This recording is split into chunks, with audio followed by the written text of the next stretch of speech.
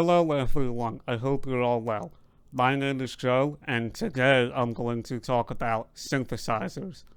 I'm going to go over the basics that you need in order to make a sound from scratch. Everything I talk about can be applied to a wide variety of hardware and software-based synthesizers.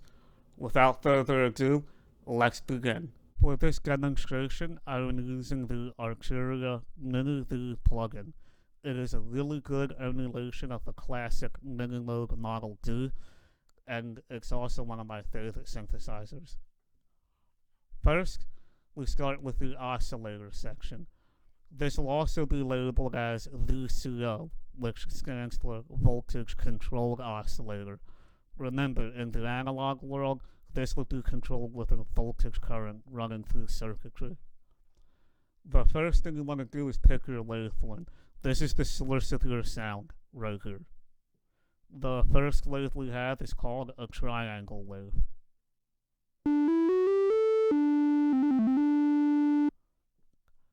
Next, we have a sawtooth wave.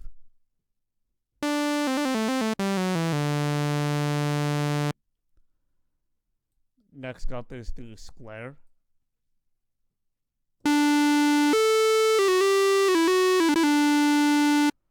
Finally, we have two flavors of pulse wave, which is a more narrow square wave.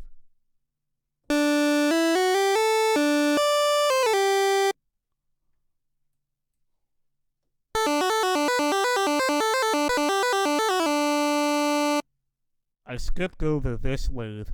That's because this wave is unique to the Minimoog. This is what is known as a shark fin wave. It's basically a combination of a triangle and a square wave.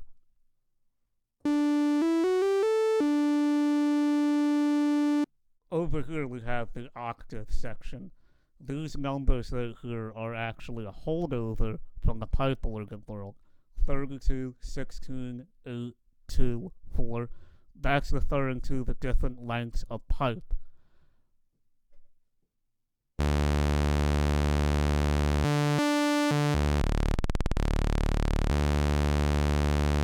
This low section takes the oscillator below the audible hearing range. We'll talk about that later. Over here we have a mixer section. This is where you can blend in the other two oscillators. The other two are the same as the first, except they have a tuning knob which lets you tune them against the first, so you can get a chorus sound or even other intervals. Here are two sawtooth waves stacked on top of each other.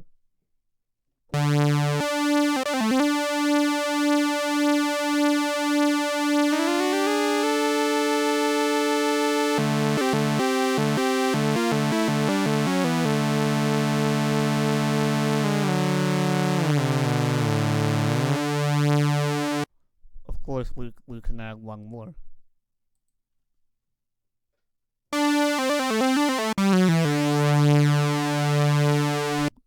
Do a little mix and match.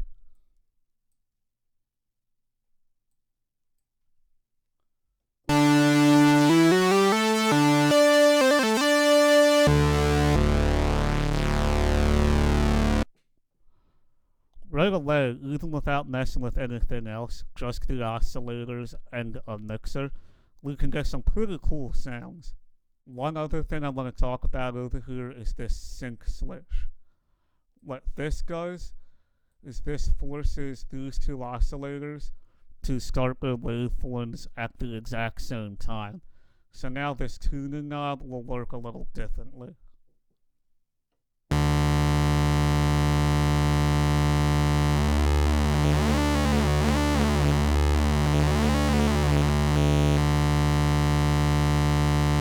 This right here is the noise section.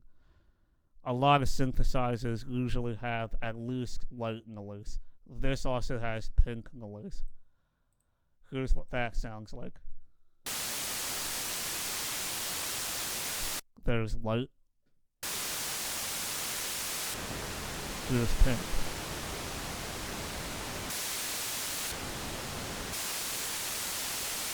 You can of course add this with your other sounds.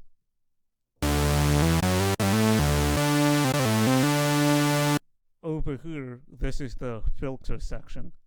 All synthesizers have at least one filter. This has a 24 decibel per octave low pass filter. Low pass meaning it cuts out all the high frequencies and only lets the low frequencies through. Here it is on a couple of sawtooth waves.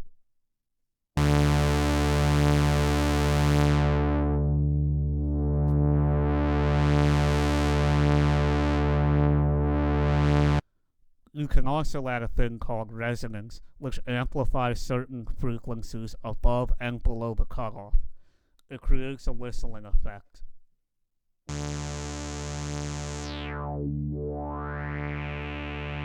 Some synthesizers like this let you push the filter into self-oscillation, which means it creates its own pitch.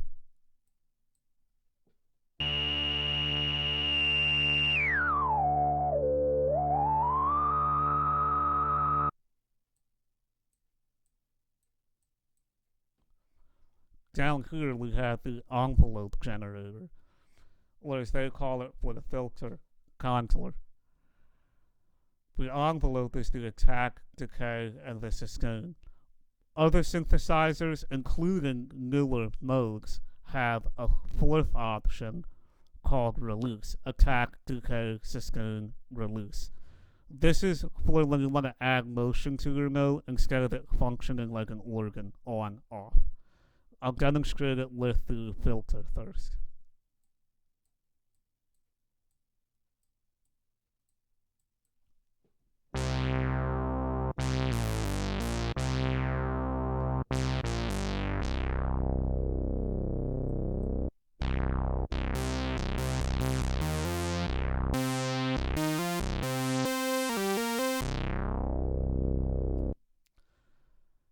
You also have this keyboard control right here. What this does is determine how much the envelope is open and closed, depending on how high or low you play on the keyboard. You also have one for the filter as well.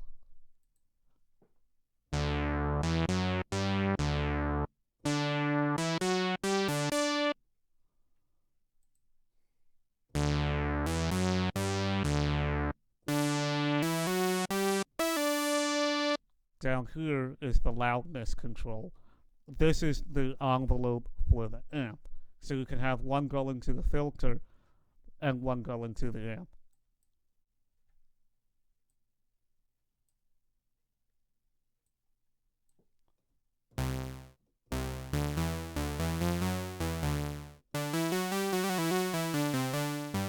You can have a backwards sound.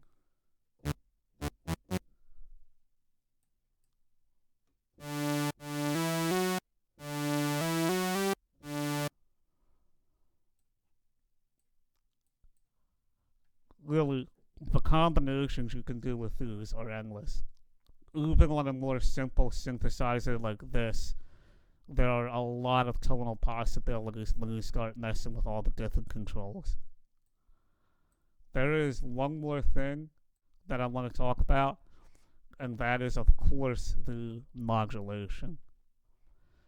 On the mini mode, you can use the third oscillator as the modulation source.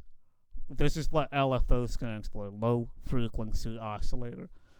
That's why there are these options down here to drop them below the range of hearing, so they can be used as sources, although it's mostly the third one. It is worth noting, other synthesizers will have their own dedicated LFO section. This plugin also has its own separate LFO if you want to use it. And there's newer versions of the mini mode that also have their own separate LFO in addition to this function. For now, I'm just using the third oscillator. Okay, so I'll direct it to the oscillator pitch. So now we have a triangle wave modulating these two oscillators.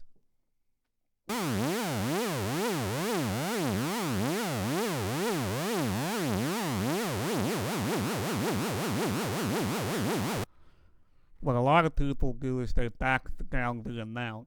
That way they can use it like a vibrato.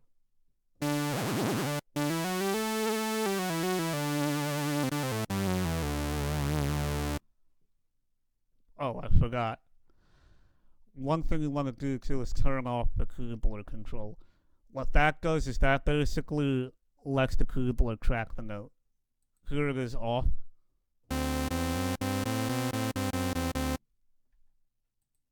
On. So for the LFO, when you turn it off, the modulation will be the same speed across the board.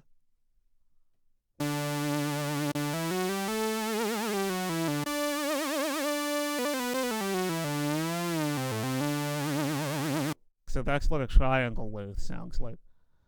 Here's what a sawtooth sounds like.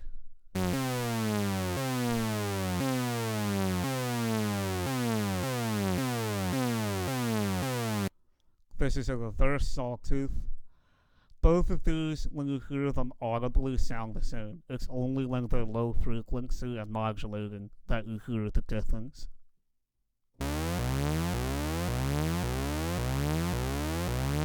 We then, of course, got a square wave.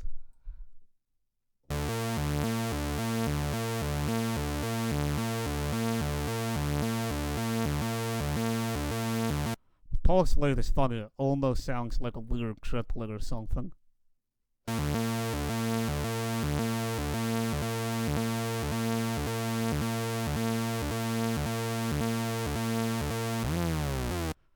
We can also have the noise be the modulation source.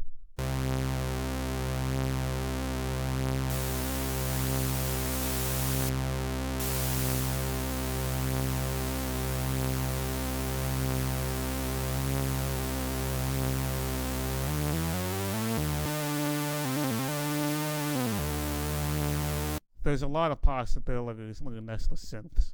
One other thing I want to go over is what is called glide, or in other synthesizers, plugamento. What this does is this delays the time between notes that are triggered. Here it is off.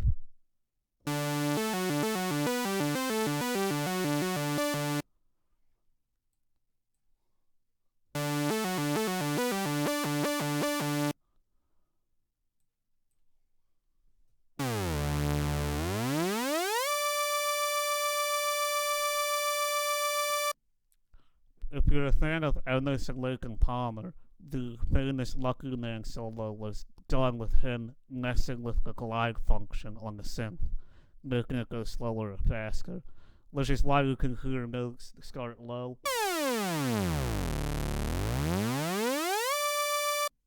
and glide up like that.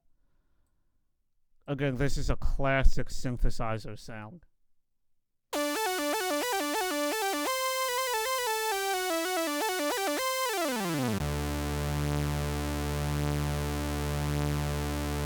There is one more small thing I want to go over, and that is this switch right here. This is not original to the MIDI mode, but it's a really cool function to have. So you'll hear the tone in synthesizers monophonic and polyphonic. Monophonic is what we have been playing this whole time, one note at a time.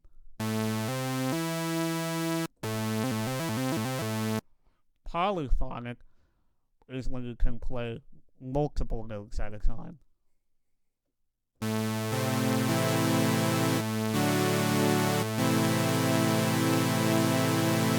If you're trying to emulate something specific like the MIDI mode, you want it in monophonic mode. However, don't be afraid to mess around with polyphonic too, because you can get a lot of cool sounds. And in this case, this is one of the advantages of software, is we can do things that the original MIDI mode can't do.